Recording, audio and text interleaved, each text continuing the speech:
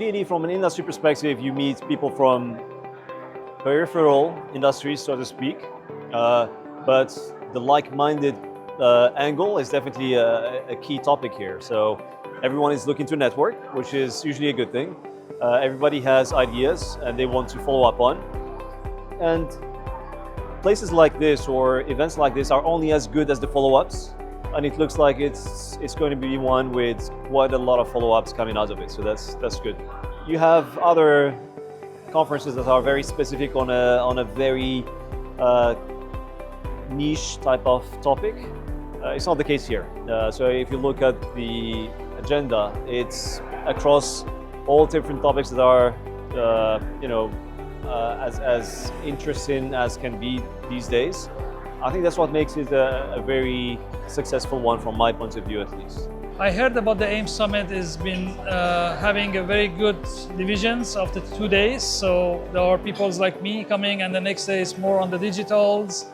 And the great speakers that are there sharing their knowledges with people, and it's very enlightening to be here with the speakers, with my colleagues, and with everyone. So it's really nicely managed, and I love it. So it's very different rooms, different speaker and organization, and you have a very nice app, so you can really make a matchmaking, which is very, very innovative and nice. It's updated. Is a reminder, on the app who you want to see, who you want to meet, so you can see who's matching with you actually. So it's very, very nice. I find that the people at this summit have a really broad range of interests, and you have people who are, they have skin in the game. You're talking to investors who are looking for really practical advice about what to do in their industry. And if you just make a little tour of the crowd, you will learn a ton about all the different places those people are working. The conference is well known in Dubai, so I've been, every time that I've come, it's either through word of mouth or through my network basically. And this year the organizers reached out. I like the focus on kind of upcoming trends. There's really a strong focus on the economic outlook, the future, what the panelists and speakers think about kind of what the upcoming trends are that will affect us in the future, and how we can invest, given those trends. About the different topics the speakers are talking about. Number two, I would say the networking opportunities that exist here. I think there are a lot of great attendees here, and it's a phenomenal opportunity just to meet new people. So I'm not gonna lie, most conferences now, I don't listen to anyone. We're in the third half, we're almost done, right? I just spoke, packed house. Very few people on their phones.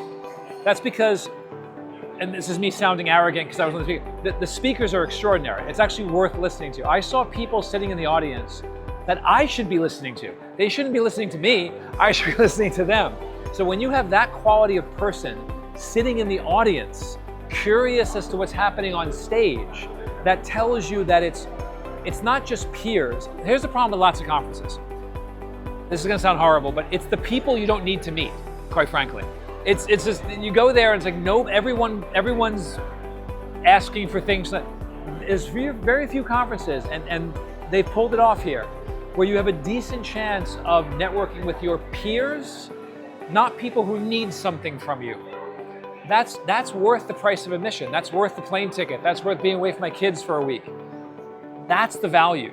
And then because of that, the panels are actually worth listening to, because you're learning things that you can't learn, because the people on stage are people, it would be tough to get a meeting with those people. That's valuable. Oh, it's incredible. It's incredible.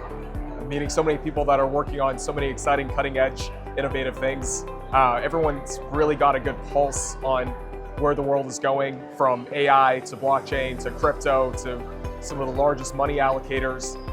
It's just such an incredible, diverse group of people here. Within the industry is mostly, seeing the same basis, hearing the same topics, but really appreciate how diverse AIM is. You get a little bit of macro, you get a lot of finance, you get blockchain, you get AI, you get crypto. It's sort of all the flavors in one. Again, I think it's the diversity, but also it's the intimate, curated events like the roundtable with Mike Pompeo yesterday, where it seemed like it was only just 40 of us and it felt like a one-on-one conversation, although it was structured as a fireside panel.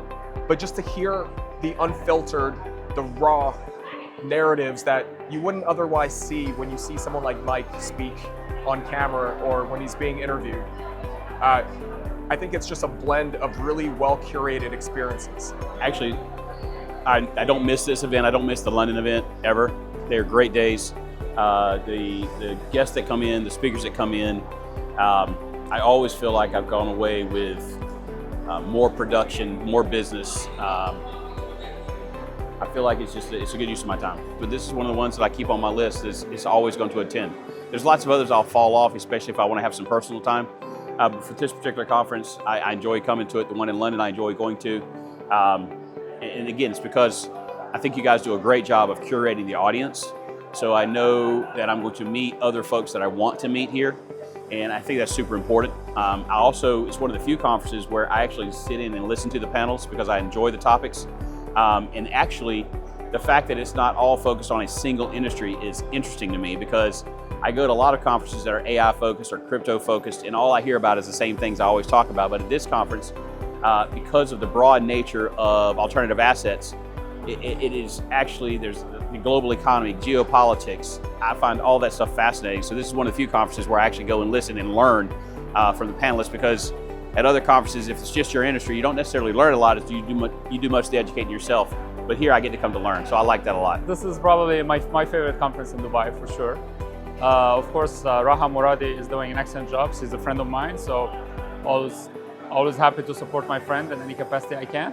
But also, it's a very interesting conference. You know, the depth of the conversation that happens here is probably unmatched in other conferences in the area. Also, you know, the profile of participants, the speakers, very high caliber. And every session there is something new to learn. So this is interesting. So it's an investor conference, yes, but it's not the typical investor conference where people are just here to network and make deals. But there's a lot of other things to do, including learning from important speakers. I feel that AIM really stands out because it brings such a global, diverse base of people. Being here in Dubai, where sustainability does matter day to day, so many vantage points of life, is really incredible because you're getting people that are personally interested in this topic as well as professionally committing capital to it.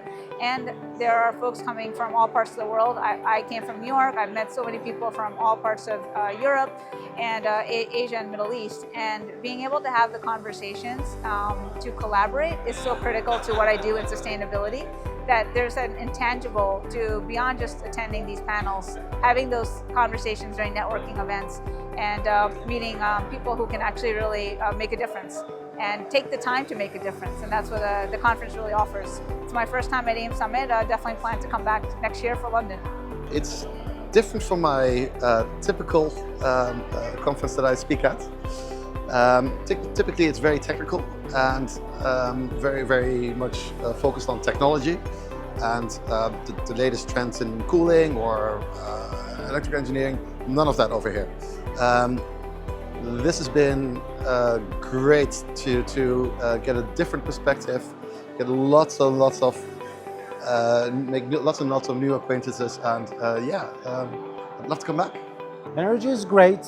A lot of good people from industries that are very, very much active in today's data center world, whether it's on the finance side, on the execution side, on all sides of the business.